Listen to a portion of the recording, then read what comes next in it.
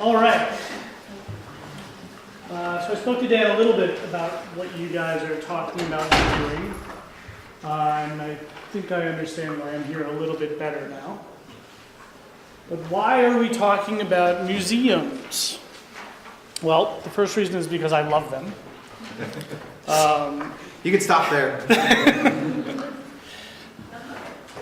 I always thought museums were a really great real-world metaphor to what I do in my everyday work as an information architect.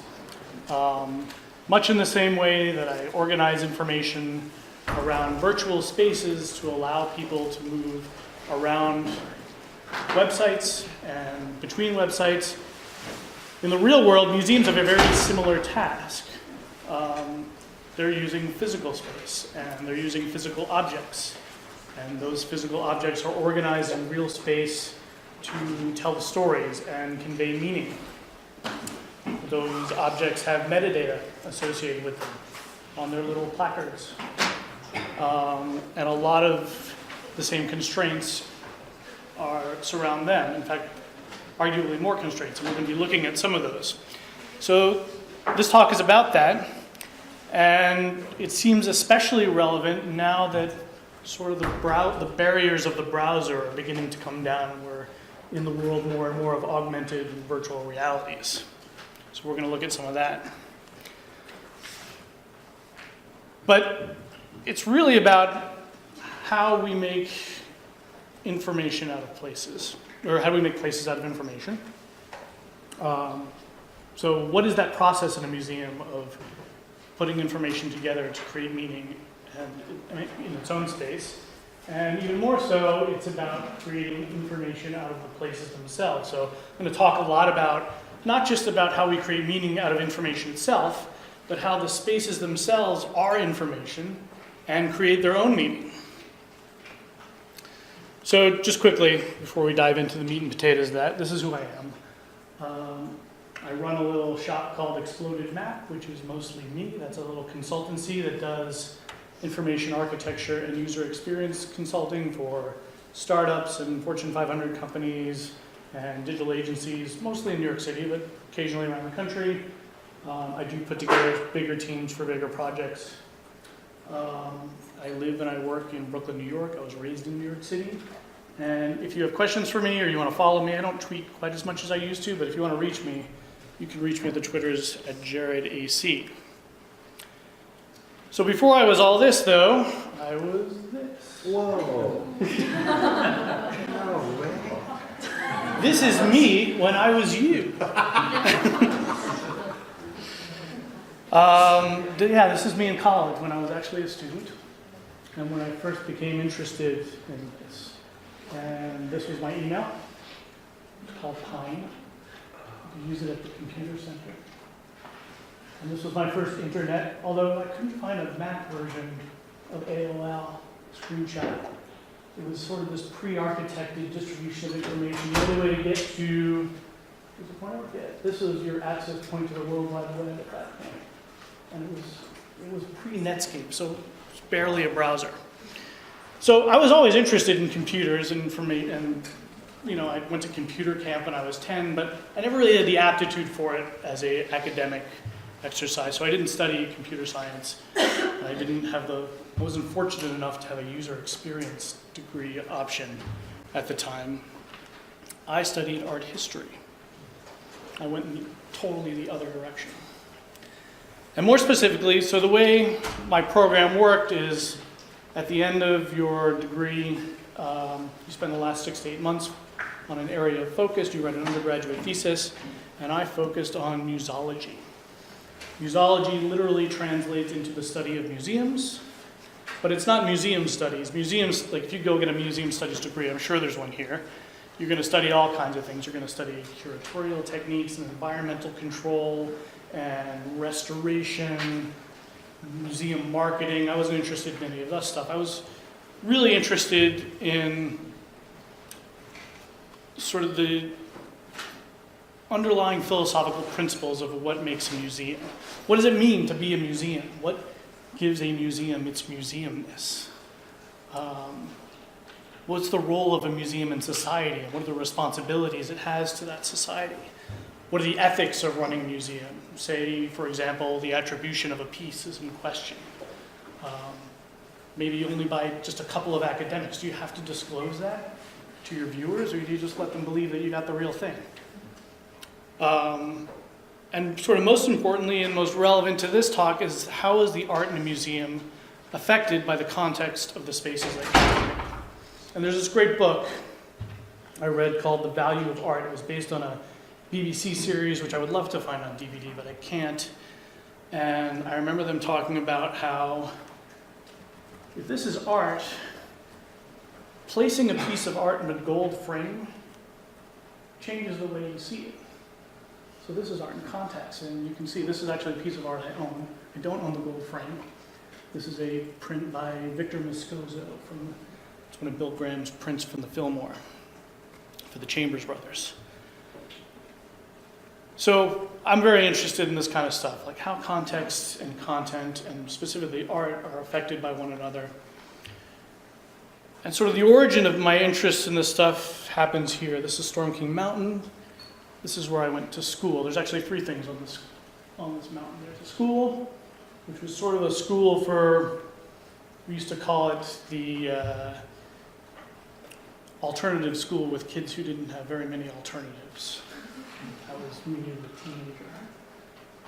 Down the road was the New York Military Academy, and West Point's even further, but going to the New York Military Academy was sort of an unspoken threat, I'm convinced.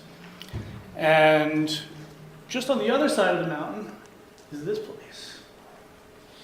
This is the Storm King Arts Center. Now, like I said, I grew up in New York City, and one of the things that happens when you grow up in New York City, you go to a lot of museums. There's a lot of field trips, there's tons of museums, and the city is a classroom, and it's one of the great things about living in New York. And so before I got to this place, I had a pretty well-formed idea in my head, whether I was aware of it or not, of what a museum was. What it looked like, what it felt like to be in one, what it smelled like and sounded like, what I could expect to see there. And I knew what a museum was. And then I got to this place and I was like, what is this place? This place is none of those things. And as I began to look at it and as people started to walk me through, what's going on here is pretty intense. So what we're looking at here is, these are 3 or 4 sculptures. They're huge. They're 30, 40 feet high. The scale of the place the scale of the work itself is such that it doesn't fit in what I thought of as a museum. So it's put in this environment, and the environment, unlike a museum, doesn't have the same degree of control to it. It's dynamic and it's moving. And so what defines the way we perceive the art is not just the art itself, but the way that the art interplays with the environment. So if this environment is our interface to this art, it's this tension between interface and content where they interplay against one another, and the meaning which you extract from viewing it is deeply affected by the interplay between those two things. Here's another slide. This is a very popular one. It's Menashe Kadishman. This one is called Suspended. And just for a sense of scale, because it really is quite large. So this piece back here is maybe 30, 40 yards past this. And I actually, on my screen, I made a little square, and it's about the same size, even back. So that piece way back there is much bigger than this, actually. And this piece is about 15 or 20 feet high. So how do we get to a place like Storm King that is totally not what at least I normally thought of as a museum? So let's do a little brief history of where museums and where they came from to begin with. Museums really, as we understand them today, started to come about during the Italian Renaissance. They were really these cabinets of curiosity. So what was happening was the merchants of Venice and Florence were sending their ships out, and they were bringing all their stuff back, and they were amassing these collections, and they were fabulously wealthy, and they were kind of masters of their own universe, or wanted to pretend that they were. I think there's a parallel here between like what Google wants to be, like sort of your container and access to all information, and what these guys were trying to do. There was sort of this underpinning of like, if we collect all the stuff, people will know we control the world. So we're going to collect as much stuff as we can in as many categories as we can. And as you can see, it's kind of a big mess. They really weren't organized into the segments that we normally think of as museums today. And so they had to develop, here's another example, their own taxonomy. And this was the first taxonomy of museums. Naturalia, which was products of nature. I think that would be the equivalent today of like a natural history museum. Artificialia, which would be products of man. That would probably be the art category, I'm going to say. Scientifica would be like if you went to like a science museum or something like that today. It would be clocks and automations and things like that. Exotica would be like, oh, I've got these merchant ships traveling to Africa and India, anything like from a bizarre, far-off land. That would be the equivalent of maybe a cultural museum today. And antiquities, I think, crosses the borders of the other fews, like anything that's old and historical goes into antiquities. So there's limited organizational knowledge to base any of this stuff on. So this really is, there's no textbook for how to set up a museum. There's no practice of information architecture. And this continues for quite some time. This is a painting called the Tribuna of the Uffizi. And this is painted by a guy named Johann Zoffany in the late 18th century. And this is what happens to a museum when you don't have information architecture. It's just a big mess. So the funny story behind this is Queen Victoria really wanted to go to Florence and see this. The Tribuna is this room off the Uffizi. It's an octagonal room. There's all these wonderful paintings inside, and she couldn't make the trip. So she sends this guy, Johann Zoffany, down there to paint it for her. And that way it's sort of a weird early virtual reality exercise, right? Like her assignment for this guy is to come back with the experience of what it's like to be in the room. It's a little bit of an odd choice. He's blind in one eye and he has terrible depth perception. And you can actually see, it's an octagon. I don't think he gets, this is not quite right. I think it's more like a hexagon. But he goes about this process of recreating the reality.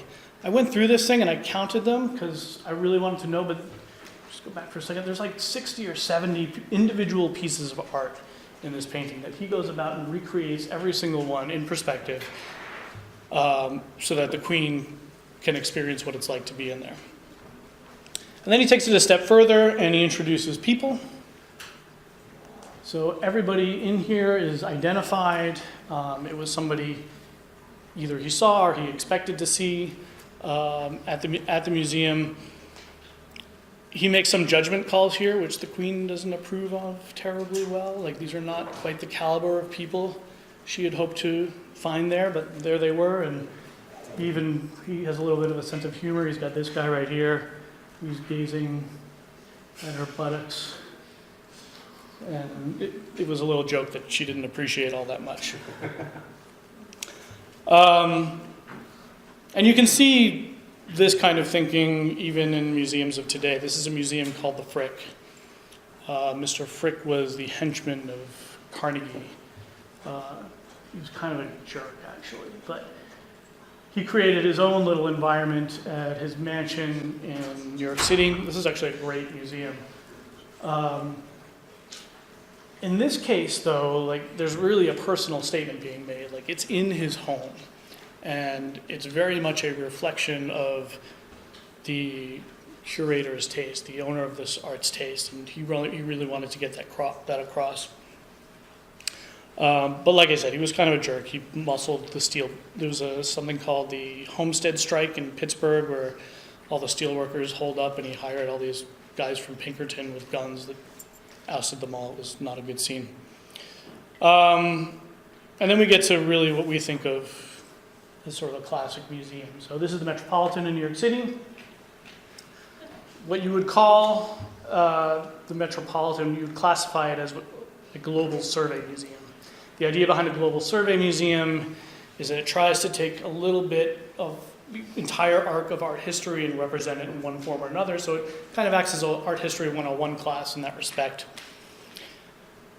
Now, when I started studying museology, one of the things that was really disheartening was I'd always grown up thinking like museums are these hallowed, sacred, holy places, right? They are the museums themselves, they are the protectors of our collective cultural history.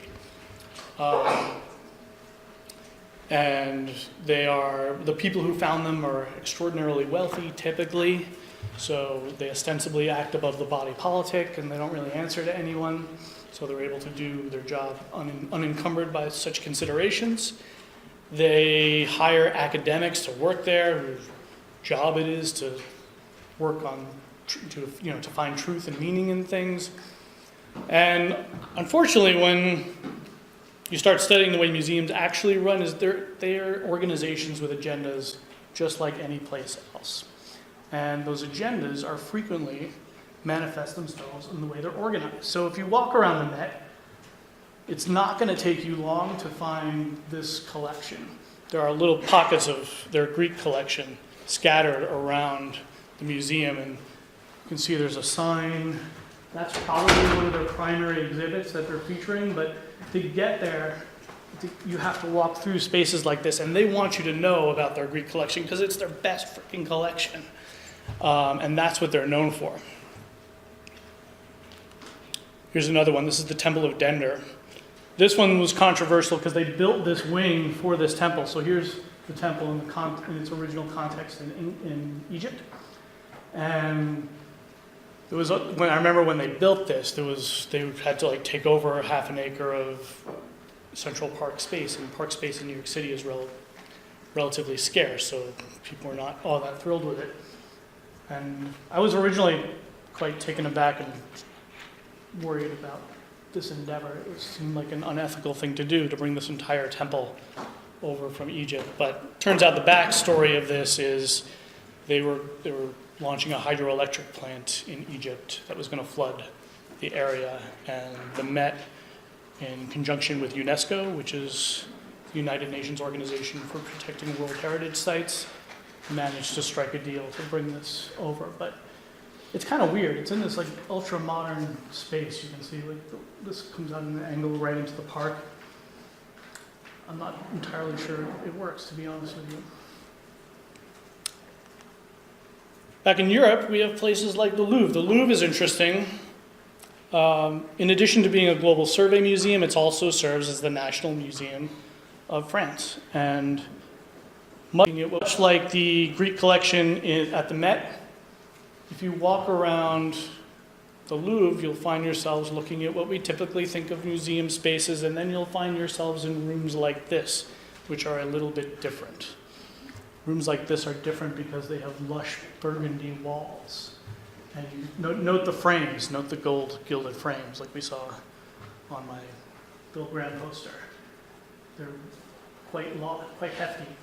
And up along the top in the cornice, you see we have gilded moldings and hand-painted gold leaf along the edges. And the reason they do this is because these are the rooms that contain the French painters.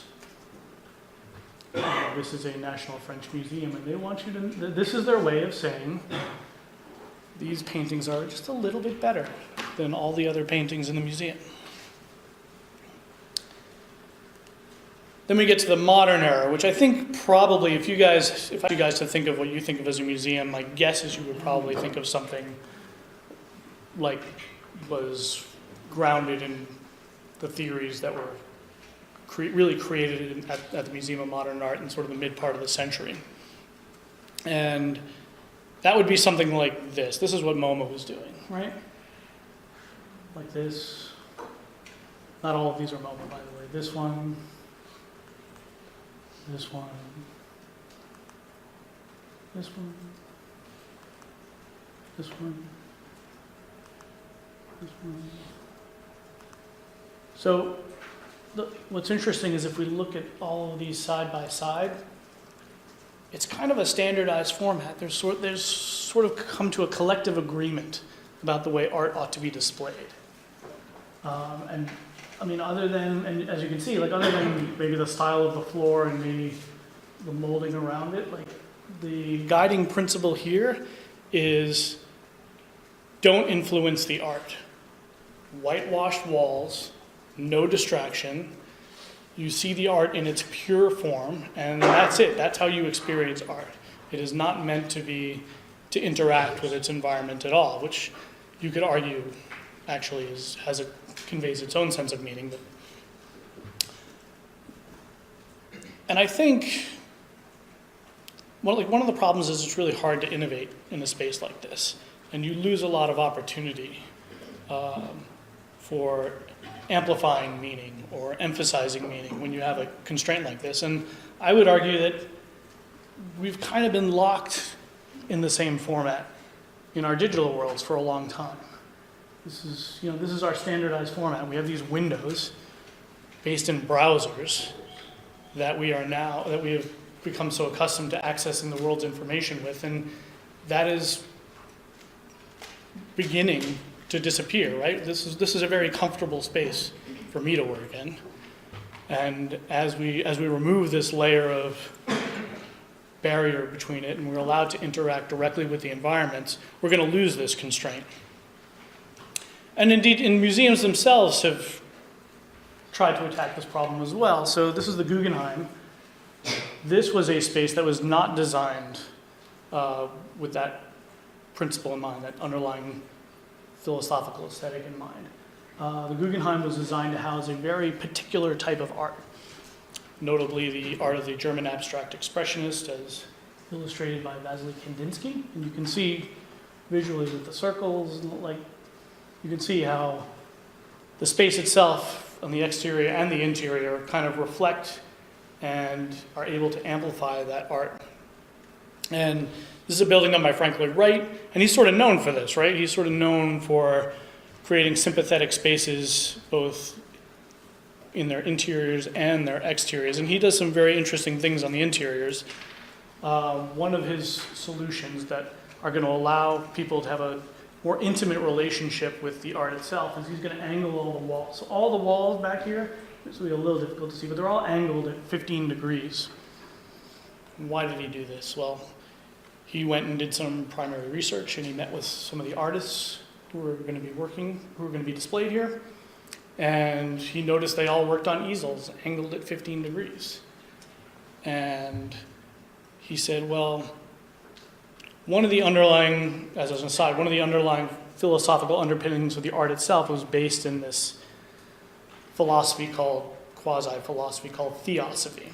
And the museum itself was sort of intended to be a temple to this sort of art. So it had this sort of quasi-spiritual component to it. And the idea here is that if the idea is to really get people in touch with the spirit of this art, which can resonate out and vibrate your soul, that maybe one of the best ways to do that is to allow people to experience it the way that the creator himself experienced it. So there's a long story about the Guggenheim, which is an entirely separate presentation, but quickly what happens is Solomon Guggenheim dies, and the woman who was in charge of putting it together gets ousted by the board of directors, and this whole building is very radical stuff for the time, and there's a whole group of artists who don't like it because they think the museum is going to overshadow the greatness of their own art, so they write a big letter. And there's all this internal political wrangling that happens, and they go in and they bring on a guy to take over the project. They oust this woman, Hila Roubaix, who's the current director, and they bring on this other guy. And the guy they bring in happens to be from Museum of Modern Art, and he's got a conflicting philosophy about how things should be done. So he does some really weird things. First weird thing he does is you'll notice that the interior space is whitewashed. It wasn't originally intended to be. If you know anything about Frank Lloyd Wright's work, he prefers sort of natural hues, and a lot of his, I think this was originally a sand type color, was going to be the interior. But he comes in and whitewashes it, and then he does some other really weird things because he didn't really get the angled wall. So you see this shadow back here on that painting? Well, during the opening, he decides they're going to prop all these paintings up because he's just not feeling the angled wall. We're going to have to figure out a way to make them hang vertically in space. And that's what he does. And this is what it looks like from the side. You can see it's kind of ridiculous. And it doesn't sit well with the critics. This is an actual quote from the New York Times. Experience is that's mine, but is a battle between art and museum in which neither wins, but both are badly named. I mean, I think you'd be hard pressed to find a more damning review of a museum opening. So what do we have here? We have these flexible spaces, and then we have these spaces that are designed for particular types of art. This is a book by Abby Couvert, which is a good friend of Dan's. It's filled with lots of little gems, and one of them is this idea that ambiguity costs clarity and exactitude costs flexibility.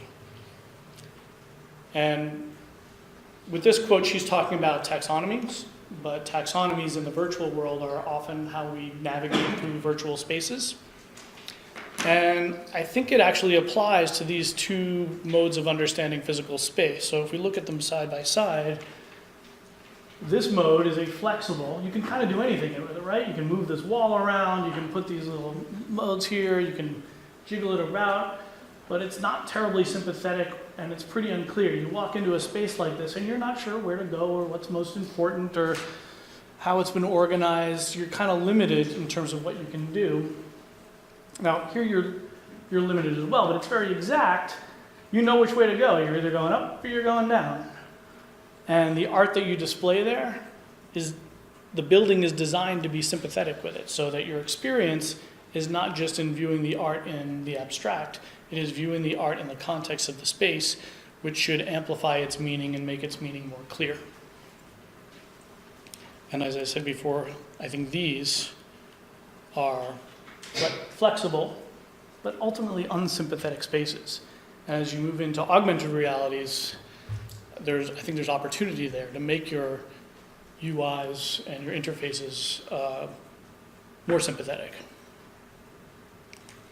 Another way to put that is working with physical realities, as when you're doing augmented reality works, means working within environmental context and taking advantage of those contexts. And architects and museum builders understand this idea very well, but digital designers maybe not so much.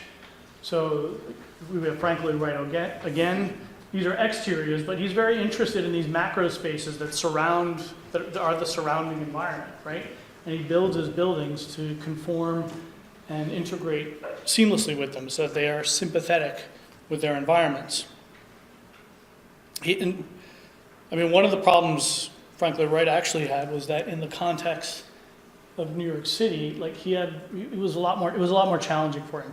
Does anybody know you saw a picture of the Guggenheim before? What's the difference between this picture and that picture? Anyone really astute? No? It's this thing right here. So this was added in 1986. And it's interesting because when they added it in 86, the art world went apeshit. I think the funniest one was they said, by adding this backsplash to the rear of our beautiful rotunda, our temple in the park, we've now made it the toilet bowl of the city. So the art world freaks out. And there's really no need for it because Frank Lloyd Wright actually had designed almost the exact thing in some of his original sketches. He had envisioned in apartment buildings, interestingly enough. But the reason he did this is because he was somewhat constrained by a very unsympathetic surrounding environment. He hated New York City. He is infamously quoted as saying that there's no real architecture in New York City. But he needed to do something. He couldn't have those ugly buildings behind it, so he designed his own that would at least give it some separation from this horrible concrete world that lived right beyond it.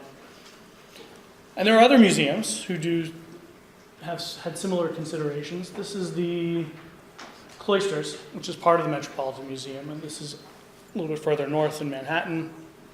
It's founded by the Rockefellers. It's their collection of medieval art and it was founded in the 1920s. So his idea was he wanted this stuff in context. And so they built a medieval cloister to house it, because that's where you might see something like this originally. But the Rockefellers in the 20s had mad money. So they went a step further and they actually bought all of the land on the other side of the Hudson River and they put it into a trust. So even to this day, nobody's allowed to build on it. So that when you go to the cloisters, like that's it, like you're seeing this scenic landscape and that's how it's going to be. That's an understanding of how environmental context affects the way you perceive your experience. Every once in a while it comes up. I think like 3 or 4 years ago, Samsung wanted to build something like 4 or 5 miles out and it was going to be high enough that it was going to exceed it, and they fought it, and I don't think they were allowed to build it actually. Another example. This is the Louvre again, which is a French Renaissance building, and this is I.M. Pei's pyramid. Was actually built to solve a navigation problem. They couldn't quite squeeze all the visitors through their front door anymore. They needed another way to get people in and out. And this caused a lot of controversy because this pyramid has meaning. The obvious meaning is that it's very modern and doesn't quite jive with the French Renaissance aesthetic of the original building. That was one quite clear thing. But then there were people who were like, pyramids are tombs in Egypt, so what are we saying? That like all of our art is, this is where art comes to die? There are, the pyramid has all sorts of like strange, cultish, symbolic meanings, so people were upset by that. Was it Dan Brown goes into that in the Da Vinci Code, right? What does the pyramid mean? Everybody was a little obsessed with that for a while, but so it didn't go over too well. Here's another one. This is the Brooklyn Museum in Brooklyn, New York. This is right down the block from me. They added, for almost the same reason, they added this facade about 10 or 15 years ago. It's fine. Like right beyond there, there's a brick wall in the interior. Kind of works. The one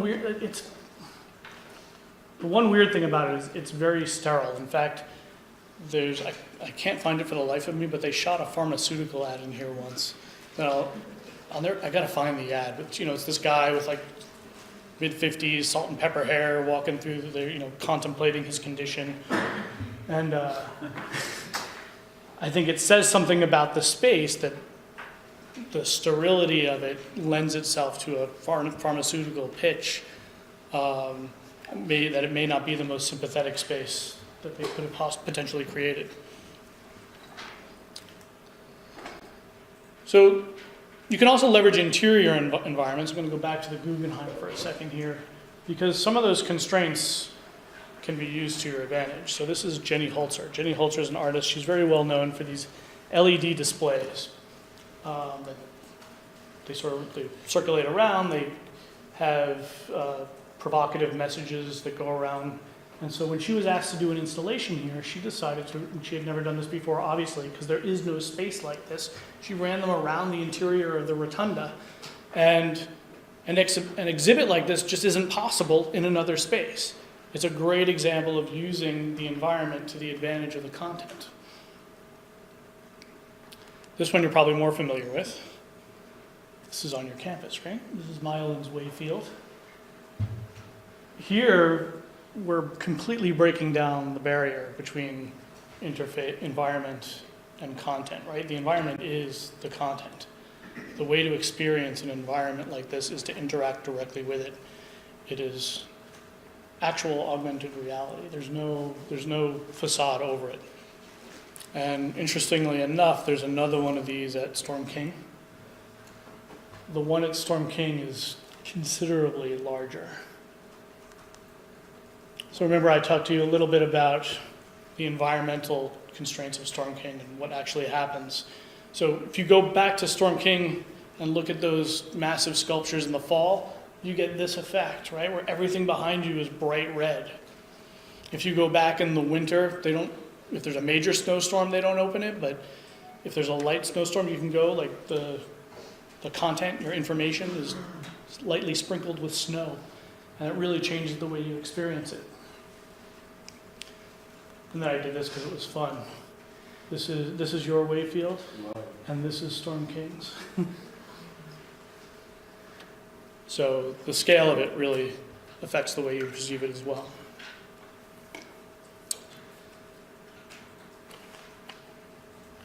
So museums aren't the only place we experience art like this. There's also public spaces, right? So this is Shepherd Ferry. The reason I brought him up specifically is because he's written a manifesto, and sort of the opening line is that his work is an experiment in phenomenology. And phenomenology is the study of how people experience things. So he's acutely aware of that when he puts one of his murals up or bombs the side of a electrical box in a city, that what he's doing is changing the way people experience their environment. That's really his point. And of course, he's best known these days probably for the Obama poster he did during his original campaign. And these were plastered all over the places. And then, of course, he became known in the National Gallery, bought this work and put it up there. And now this is how it gets displayed. And I think it really changes the way we see it, right? I mean, I think it's interesting that we have like these are classic art history ladies, right? And there they are standing in front of what is essentially the same image, right? This is an interesting one. Does anybody remember this, or were you guys aware of this in Michigan? This was a bit of okay, cool. So this bull is by an artist, Arturo de Modica, and they ran a campaign for, I forgot what it was now, but they installed this young girl sort of confronting the bull. And everybody loved it. I mean, it was all over Twitter. Like, it was really cool. She's standing there like this, like standing up to this massive bull. But Demotica hated it. He was really pissed off. He sued the company who did it, actually. And he did it because putting that girl in front of his bull changed what it meant. And he had his bull was supposed to mean something very specific. Now, I don't know if he's right or he's wrong. I actually don't think he's probably right, because that bull was actually placed in front of the New York Stock Exchange in 1987, following the savings and loan bond crash. And he did it without permission.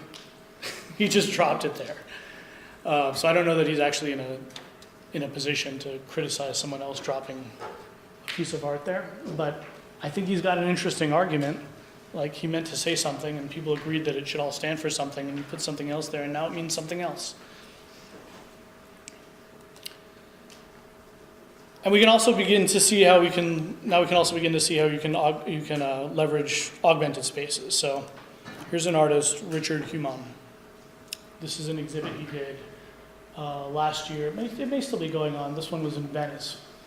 And using this tool called Membit, he created these scenes where you walk around the city of Venice, and if you hold your augmented device up to the sky, you would see these massive constellations that revealed a narrative across the city and told a tale. So, and when in interviews with him, he said, you can't do an exhibit like this in a constrained space. You need an augmented space to do work like this. So these are artists who are deliberately taking advantage of their environment. Here's another one, Shuli Sadeh.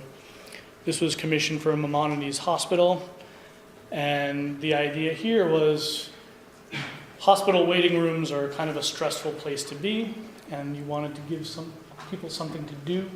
And so as you're in the waiting areas, if you open up your augmented device and you look out, you will see these floating orbs gently moving through space. And if you look down at the ground, sometimes you'll see quotes of Emerson that are sort of based in natural beauty. And to add sort of another layer to the environment is that all what these orbs consist of are photography of the Hudson Valley that are sort of wrapped around the orbs themselves. Out of the artistic world, this is maybe the best known example I could find, right? This is, he's been doing this since 2014 now, where you're able to put one of their information objects in your physical space to help inform what meaning it might convey in your own home. There are less good examples of this. This is Yelp. What happens if you walk into an airport that has a lot of Yelp reviews and you turn it on, you're going to see something like this. This is not an app that is using its environment well. It is overtaking the environment. The imbalance between information and environment is all off kilter here. So it's a real mess if we're not careful. Information architecture is still really important. This is, I think, just a demo app of what can potentially happen if we don't pay attention to what we're doing. You can quickly lead to results that are not desirable.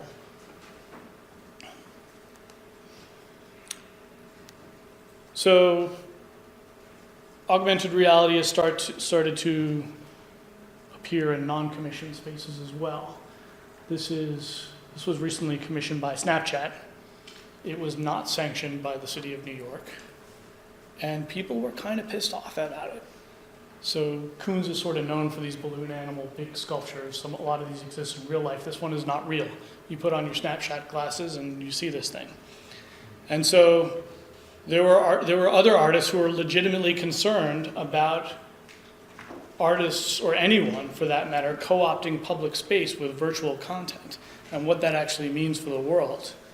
And so other artists came in and they augmented that art with augmented virtual graffiti. So we have layers and layers, and sort of the public bombing that artists like Shepard Fairey do has now infiltrated the museum world. So there was this group called MoMAR that overtook the Jackson Pollock exhibit at MoMA with their own app. I think it was earlier this year, actually. And you hold your phone up, and it would sort of, all these things they actually exist as animations. Like this would sort of move around. We would call some of them garbage. Like he totally overtook it. All right, so a few closing thoughts. This is more pragmatic, but when designing these augmented apps, this is actually an app I worked on as a concept app for Google Glass several years ago. And one of the first things I realized when I did it was that because I didn't have this nice neutral white canvas to work on anymore, that my content needed to adapt and respond in different ways. So this particular app is an app you're supposed to wear when you're riding a bicycle, and it predicts the weather for you, and it tells you if you got to hurry up because it's going to rain soon. Looks great here, but if you're in the park and it's a really sunny day, all of a sudden you can't read anything.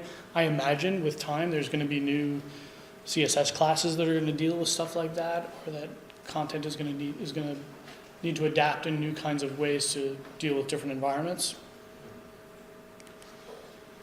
As I mentioned earlier, information architecture is still important in virtual reality, just as it is in the physical world. And if you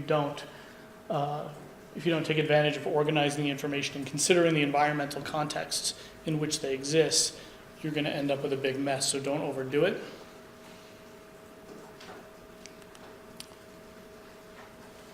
And make sure you take advantage of your environments. This is the Guggenheim once again. This is Alexander Calder's mobile. And Guggenheim actually requested him to do this. Frankly, Wright requested him to do this. I don't know that one of his mobiles has ever been better displayed. Like, it exists beautifully in this round space, and you can see it from every potential angle. It's sort of uniquely accessible in that way for a space, even though Calder is extremely well known for his mobiles in other contexts. And this is a piece of street art, right? This is Ryan McGinnis. He worked with a videographer named B.C. Berman, and he painted this mural and then allows you to access it with your thing, and it changes according to your, it changes with video information once you access it with your device. Okay. All of this introduces some interesting ethical questions that I kind of touched on a little bit when people are sort of overbombing one another in virtual worlds. Who gets to see your art? If you don't have one of these glasses or you don't have one of these devices, Is that okay? Like, is it okay to hide important content, important public information from people just because they don't have access to these devices? What are we going to do about that? When is it okay to exclude some information from some people?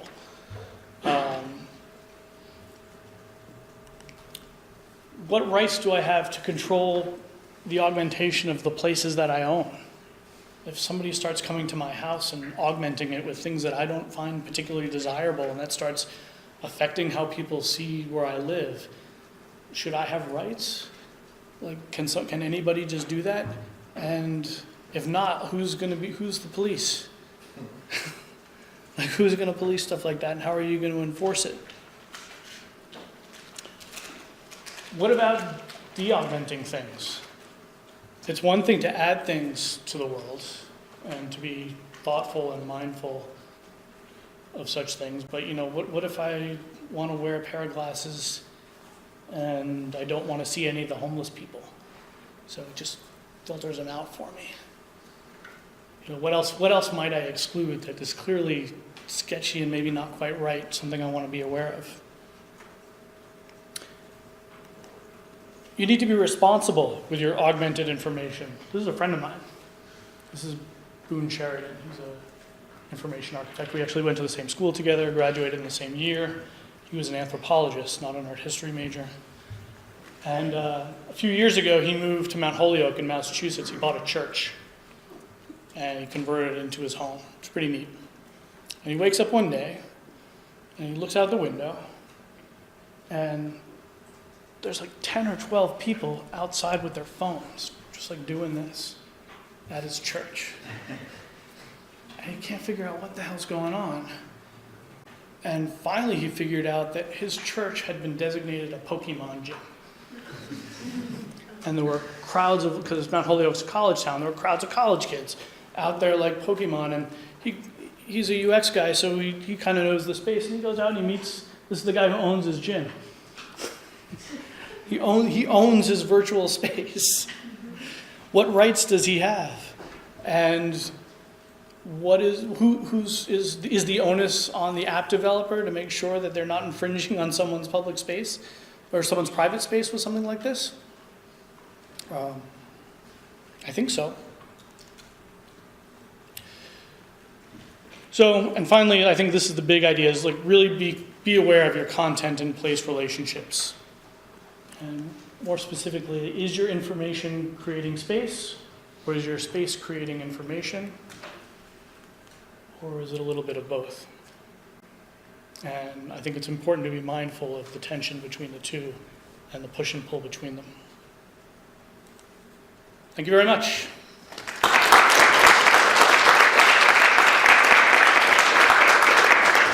Will you entertain some questions? Absolutely. Does anybody have any? I, of course, do. I may or may not have answers. So. You got a question? Yeah. Thank you for the talk, and those moral dilemmas at the end I thought were really interesting. I'm wondering if kind of one of the last points you made about our understanding of public and private spaces, and is it on the onus of the developer to respect private spaces? Do you think this technology warrants a reframing of how we think of private and public spaces, or do we adapt the technology to conform to our understanding of it already? I think I would say that our understanding of what is a private and public space probably doesn't need to be redefined.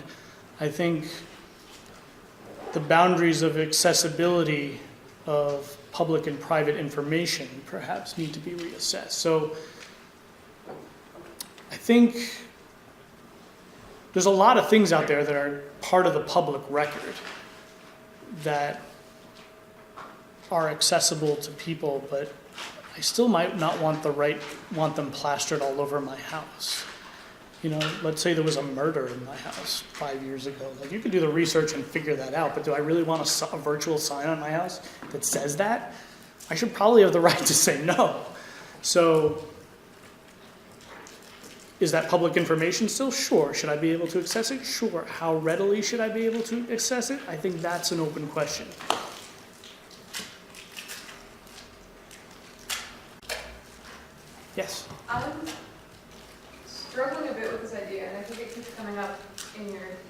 mentioning with accessibility, but you mentioned, like first, you know, is this exclusionary somehow? And then also, is there some information that you should have the right to not be labeled with?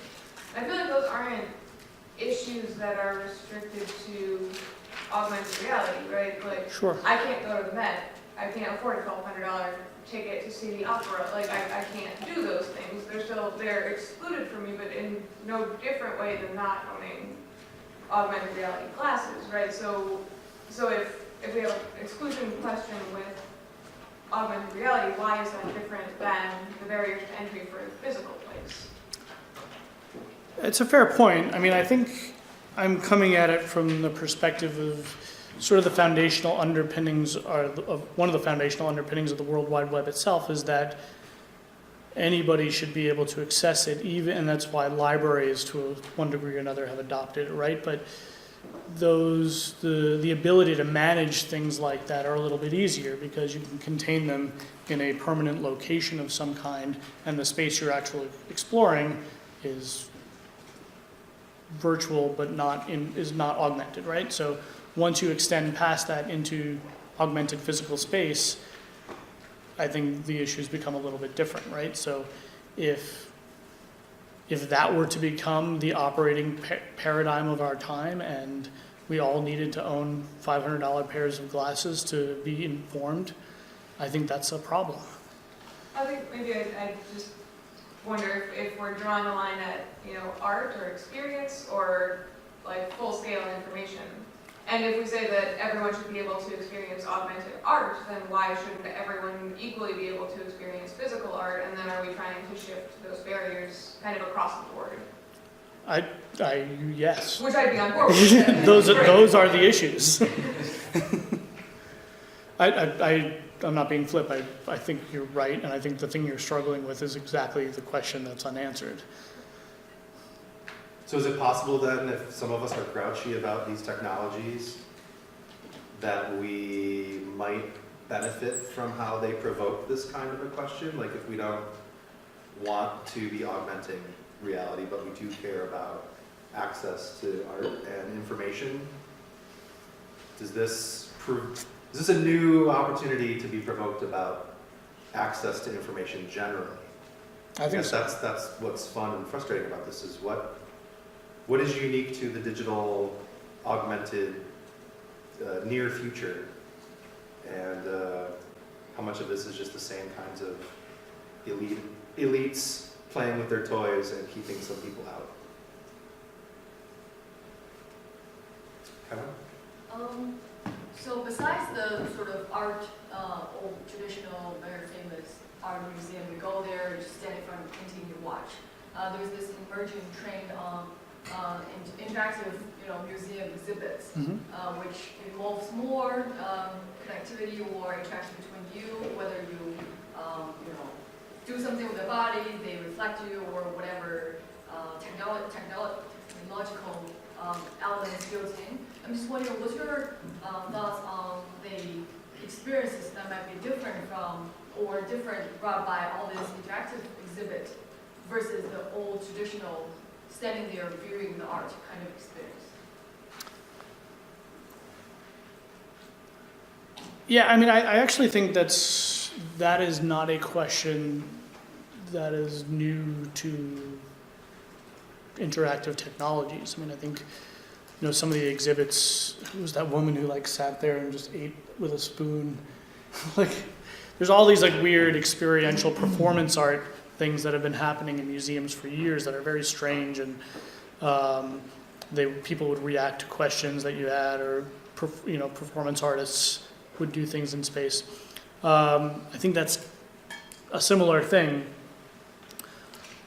So I don't know if I'm trying to get at the heart of what your question is, though. Is it that augmented technology is an extension of interactive technology, or is it what are you driving at? What's the? I wouldn't say augmented technology. It's more like in general interactive museum exhibits that's involving more people to participate versus the kind of traditional art, you just stand there, cannot touch, just watch. How are the museum experience can be different in terms of those two type of exhibits? I think the same considerations apply, right? So if I go into an interactive exhibit and it's a black room with minimal lighting, I'm going to experience it differently than if it's spotlit and whitely lit with white track lights, right? I think if there are moving video panels on the wall, I'm going to experience the environment differently, than I would, if it were a flat space or a impartial space, right? So I think even in the case of interactive exhibits where the intent is not for you to stand and observe, that your environment still plays a role and that it still ought to be considered. I'm curious, is it true, and I'm going to ask you to make a blanket generalization so that I don't have to, would you say that it's true in a blanket kind of way that augmented reality and other kinds of digital technology in the museum space is more to aid in consumption? To Kaiwan's question, do you think these things are more predicated today to aid in consumption as contrasted with production? Because that's what I heard in your comment is like museum as a site of consumption changing to a site of co-creation or production consumption. And if I were a fine artist, I think I might think twice about my work being generative in ways that I wasn't anticipating or placed in a production context. And I think this is already happening with, I go to museums and I hashtag or I take a picture of a guy taking a picture of a Warhol. There must be 3,000 of that picture every day coming from the MoMA, right? Is the Right. idea of what Warhol was doing with the repetition of images, and this is the Marilyn Monroe that is small in this huge gold surround, and then you get the picture of the guy with his phone, and there's the little Marilyn, and this big frame, which somehow means something, and then the guy is like framed in the space. It's like, I'm now a participant in Andy Warhol's art. I'm saying something about consumption, viewing, participation, class. Like I'm all in a different mode, maybe. Yeah, it's interesting because it's changed a lot. I mean, there used to be prior to the digital technologies being so prevalent in our world, taking pictures in museums was a big no-no.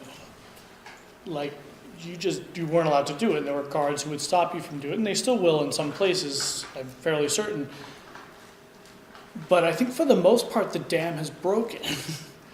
Like, I don't know. Raise your hand if you don't have a camera on you right now. Okay. That's it. Yeah. So that's part of it, I think, which is that, like, I don't think, whether the artist cares or not, there's only so much they can do about it. I think there's another question about what role the museum plays in augmenting the art it's exhibiting.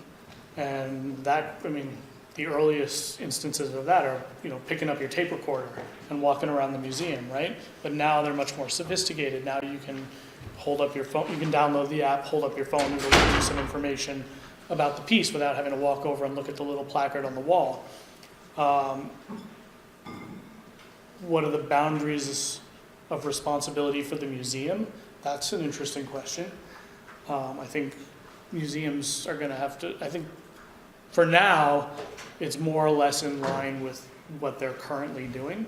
But I think it's a fair bet to say that there's going to be an ambitious curator out there who's going to want to not just change the color of the wall, but is going to want to change the means of transmitting information from the artwork to your phone that's going to reinterpret its meaning for you as part of the curatorial process.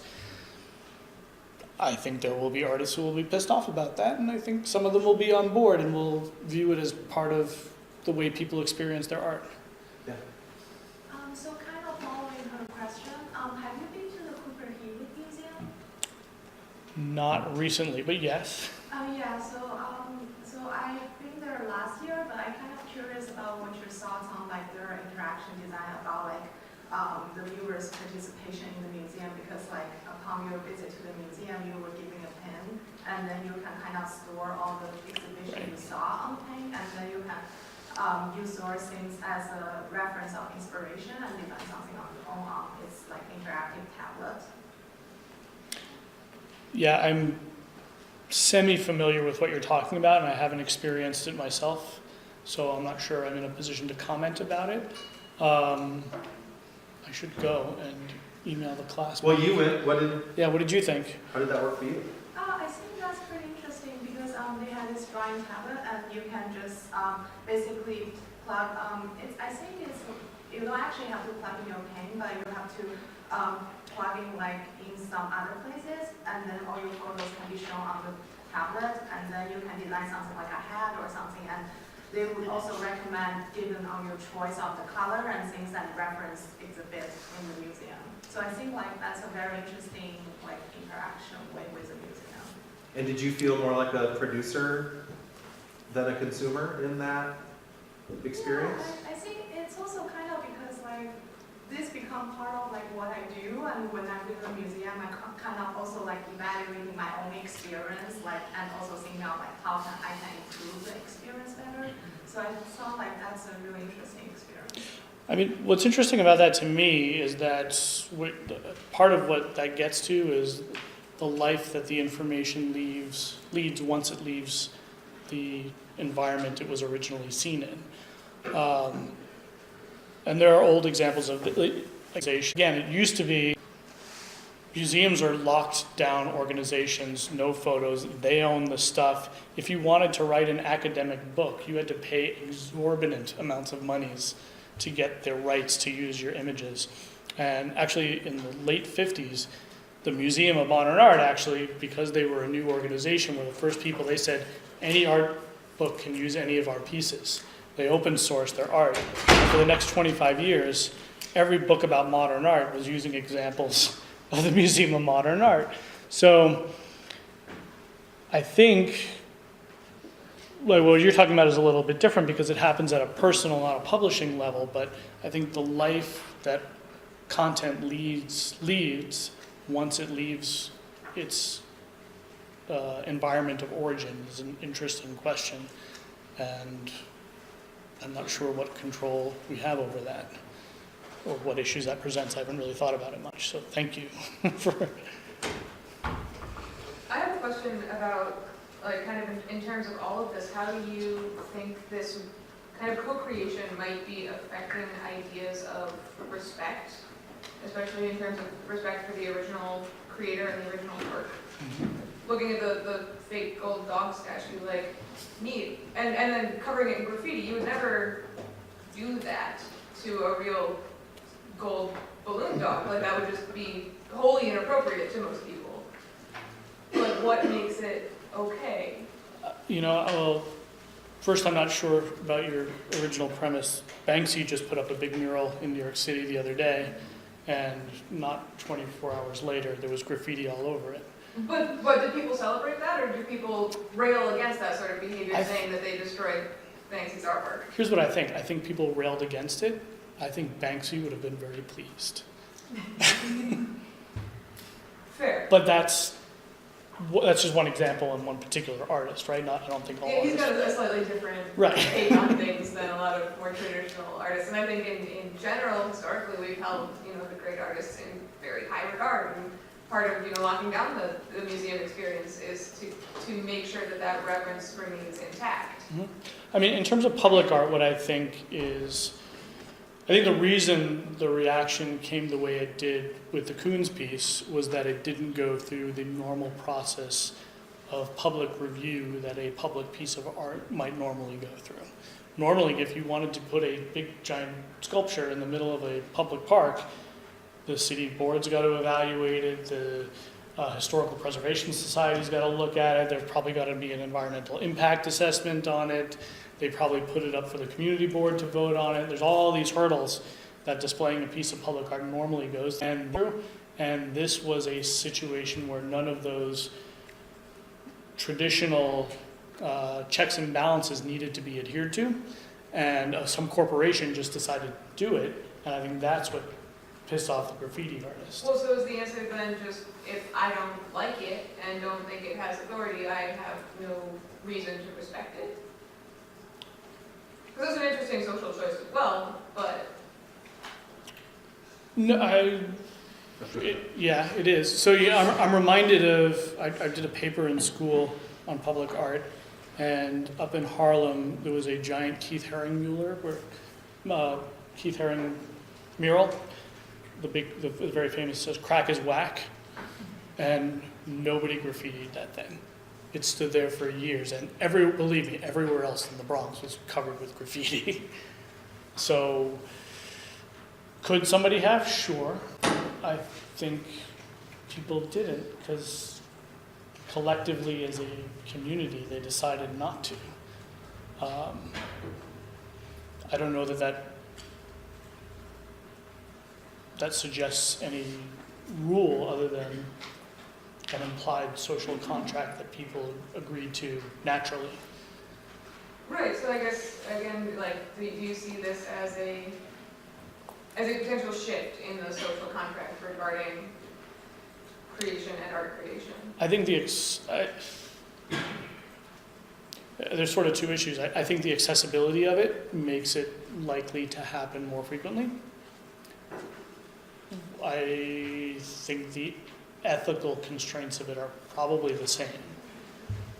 Okay, so the screenshots of the phones, like, scrambling pictures, -5 out of 30, like, The MoMA was not pleased. right, well, it's remarkably disrespectful, and those people certainly had the authority of the moment, everything that went into displaying that art there. So to then, take that and make fun of it, and to kind of degrade the authority that was given. I mean, you could make the argument about any type of graffiti art, though, right? I think there are, in the last decade, street art has sort of come to be recognized by the art community as its own meeting with its own important place in social context. And people certainly talk about it in art classes, I would imagine. At the same time, those artists were breaking social contracts, but I think artists have done that throughout history, in a way. So I think where and how they break those contracts and whether they are accepted or not is largely dependent on how people perceive them in general.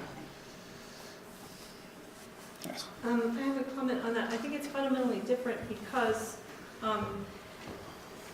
it's essentially doing to visual art something that's been done to fiction and music for a long time.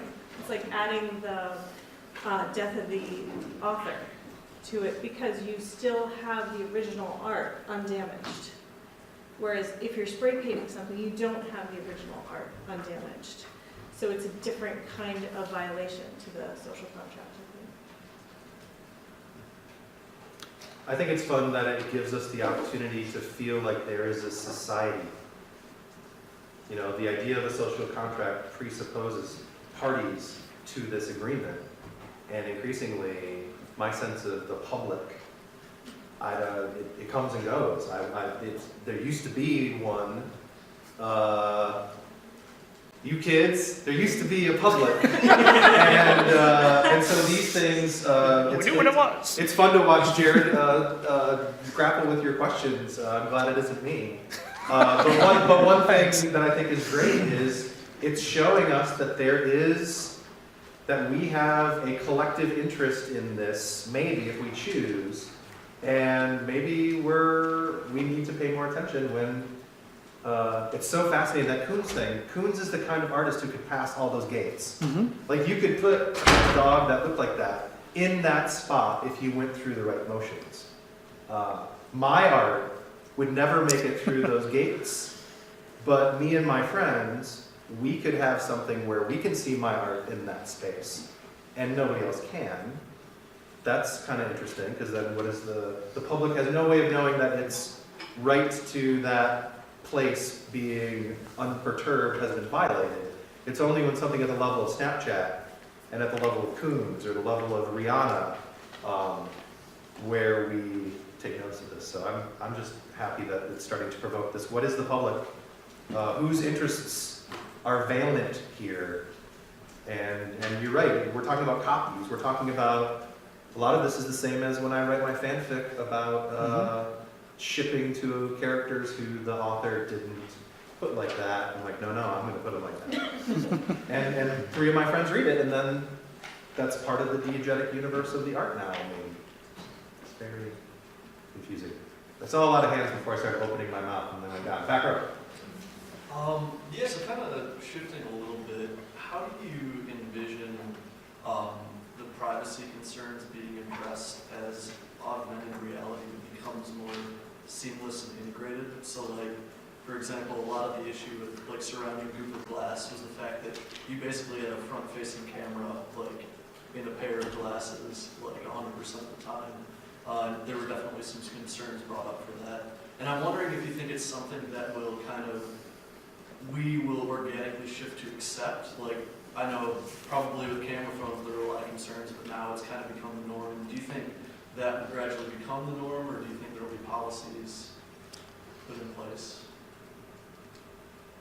I mean, much to my dismay, I believe it will. I mean, if we just look at what's happened in general under the guise of security concerns, since 9/11, say, I often look at what's going on in terms of who's on camera all the time, and I think it's crazy. Like, I remember, you guys don't remember, but I remember what it was like in the 70s, and like nobody knew anything about anybody. If you were gonna get caught for something, like people needed to catch you. And there's like, you were not, I mean, it's very Orwellian in a way. This is Orwellian in a different way, because it's not so centralized, perhaps. It's not the state watching you, it's everybody watching one another, perhaps, which in some ways is more natural and in other ways is more creepy. Right? We were all watching each other before we had virtual reality glasses, and that's fine. The fact that we are all watching each other and keeping it for posterity is a little weird. And I do think people will probably come to accept it, and it still feels creepy. Would the de-augmenting thing that Jared talked about, would that fit into the area of your concern about your question? Yeah, potentially. Yeah, I think it'll be. Because I've never heard of that before, and it's a fascinating thing to flip that on its ear. So it's not, I get to see the gold dog. It's in your example, which is very relevant to some of the projects some of these guys are working on. We've talked about a homeless user as somebody you're designing for, but there are some other users who, you don't want to see. I don't want to see. There are any number of things I don't want to see you don't urban blight. Yeah. I want to see a shiny city.